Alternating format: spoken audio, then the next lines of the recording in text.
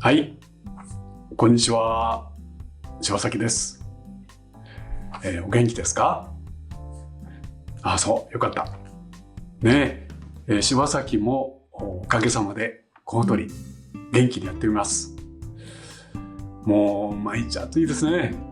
もうだからこんな姿からね、逃れることできないのね。はい。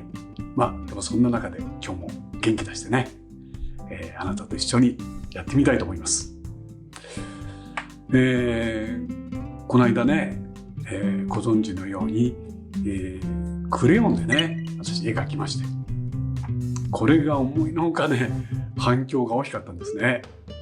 もう柴崎は驚きましたよ、もう。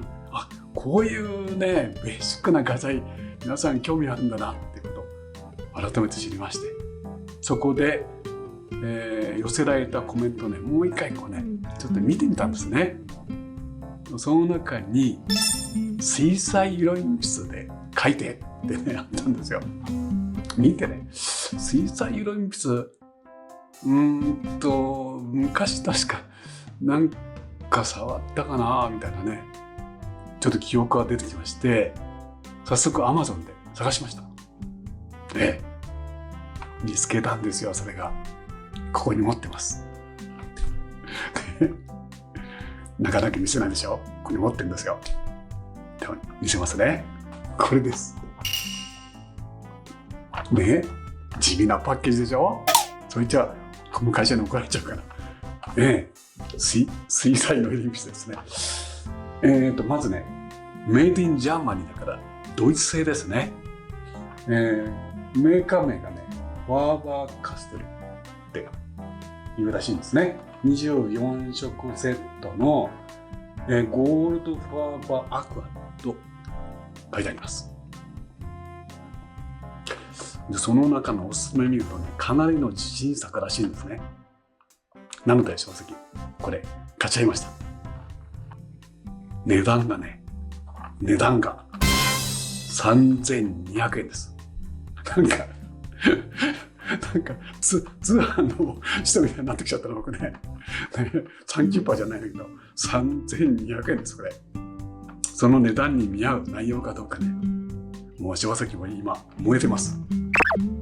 でもね、さっき言ったようにまだこの水彩色鉛筆の経験があんまないんですよ、僕。だからあなたと一緒にね初めて体験するつもりでチャレンジします。ではまた書き終わったらお会いしましょう。はい、ではね、書いてみましょうね。はい、ファーバーカステルですよ。ね、これです。24色セットですね。ほら、綺麗でしょ？じゃあ書いてみます。今日はね、鳥を描きます。ね、鳥がね、木に止まってるところ。さて何の鳥でしょう？ここら辺でわかるかな？こうですよ。この頭の特徴ね、ここに特徴あります。はい、これインコっていうのかな、それとオウムかな。詳しい人あったら教えてほしいな。そういうね鳥です。どうして今日これ選んだかっていうとね、柴崎この画材ね、発色に興味あるんですね。じゃあ塗ってみます。まず黄色から始めますよ。ね、シャッシャッシャッ。意外といいね。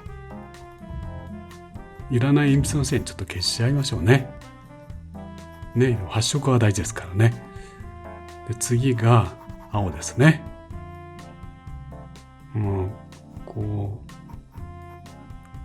こういうとこね、羽毛の細かいとこ描きたいのに、これいいね。これはちょっとクレヨンではできないね。じゃあ青を重ねます。この辺のね、羽の一枚一枚の特徴を書き込んでいきますね。そしてそれを水で伸ばすと色きれいだね。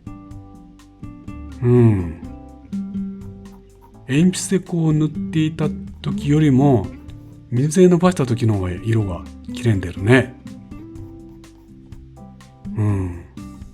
じゃあオレンジを重ねてね。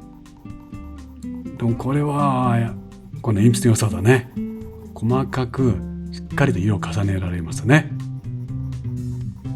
その特性を生かして、じゃあどんどんこの辺書き込んでいこうかな。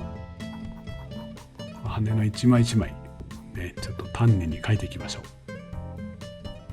う。だからこれね、絵の具として伸ばすときはこのように細い筆がいいね。せっかく鉛筆としてね細かく描けるんだから。じゃあ赤をこう重ねますよ。ほら、だんだんできてきたぞ。ね、こうやってね、下地にちょっとこう黄色を入れとくとねいいんですね。綺麗に絵の具が伸びる。こういう時また水彩の楽しみがあるね。これずるいな、この画材は。じゃあ緑ですね。こっちちょっと葉っぱも描いておこうかな。こっちまずザクザクっとね描くようにしましょう。鉛筆の特性ですからね、こういう羽の一枚一枚がうまく描けるのね。緑と赤の補色で描きながら、その絵の具をこう溶かしてあげて、こうなんか羽毛のね柔らかさやね硬さをしっかり表現していきます。こうやって暗い鉛筆で形を起こしましょうかね。こう重ねると色きれいだな。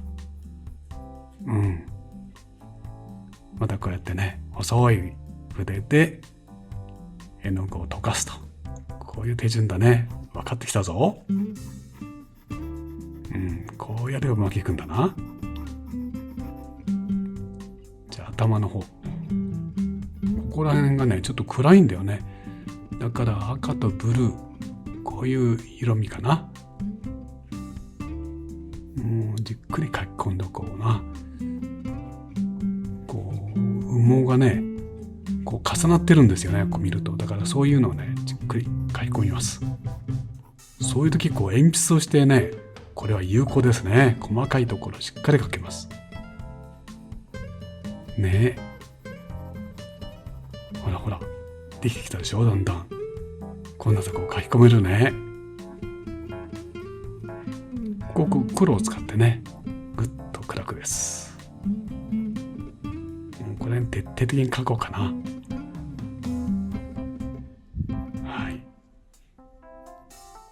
じゃあちょっとね顔の部分、それをちょっと溶かしてみて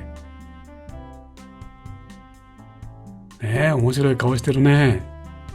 くちばしもこんな中間色、そして暗い色を少し重ねて溶かしましょう。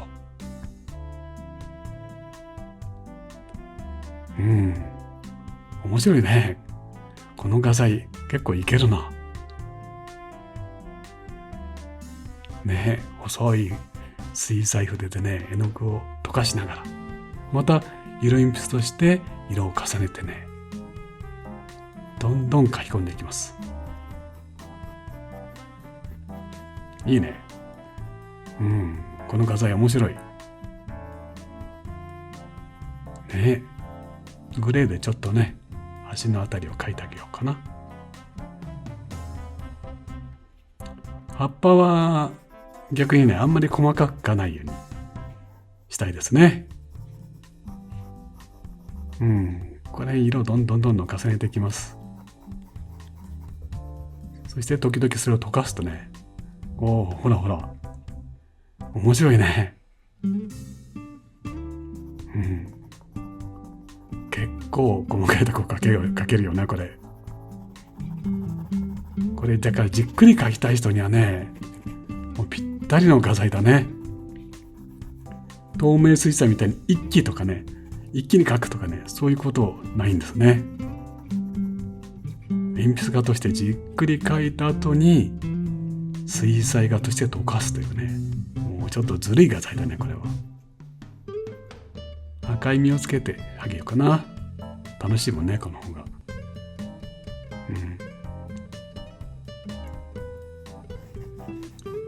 そして、ここね木の枝に止まってるんですけど、下の方にねこうなんかジャングルの木が茂ってる感じしようかな。では目を描きますよ。どうだね、こっち見てます。よしよし、いいね。こうじっくり描いていけて面白い、本当に。だからなんかね、写真かなんか見てね、もうしっかり描いてみたい人はねぴったりかもわかんないね、この画材は。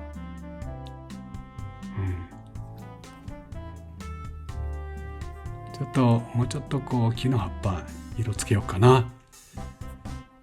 ね、これだけ鳥が色がね多いですので、ちょっと負けないように。かといってね、あんまり細かくならないようにね。こっちの方もちょっと色を重ねましょう。ね、最初ブルーだけにしようと思ったんだけど、もうちょっと色があったりね。ほら、こうやってね、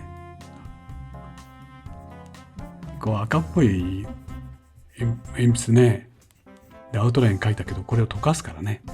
ほら、こうやっていいでしょ。ほら、こんな深い色になった。もう水彩としてもいいですね、これ。よしよし、はい、出来上がりです。はい、描き上がりましたよ。どうでした？見ていて面白かった？面白かったでしょ？だって柴崎が一番楽しかったんだもんね。書きながらね、そういう昔こんな感じだったかなみたいな、思い出しながらいじってみました。柴崎がね、こう画材の中に期待するものの一つにね、発色があるんですね。色がどうやって出てくるかですね。で、今回のね、この水彩色鉛筆ね、ドイツ製の。ご覧のように、すごく色がよく出るでしょ？もう驚きました。さすがドイツ製ですね。はい。そして、またね、水彩色鉛筆として見るとね、描いてる最中に柴崎も話していますけども、もう鉛筆としての特性ですね。芯が細くて尖ってる。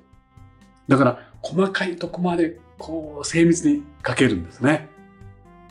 これは太いクレヨンではなかなか難しいところです。ですので、こうね、こう本当にこう丁寧にね塗り込んで描いてみたいっていう人にはね、もうぴったりの画材だと思うね。かといってじゃあ広いとこは難しいかっていうと、そうでもないんですよね。水彩として水でこう色を広げればいいんですから。そういう点ではこの画材はずるいね。二ついいとこ取りのね、水彩色鉛筆だと思います。ね、ぜひね、これを見てね、興味を湧いた方は試してみてください。面白いですよ。はい。今回もね、最後まで見てくれて本当にありがとう。またすぐにね、あなたとお会いしましょう。それではまた。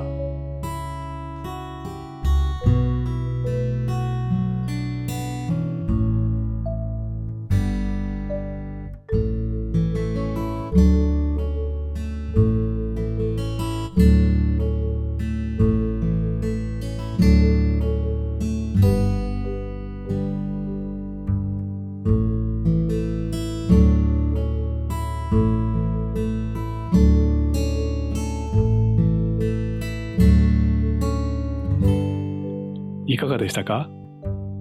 チャンネル登録もよろしくお願いします。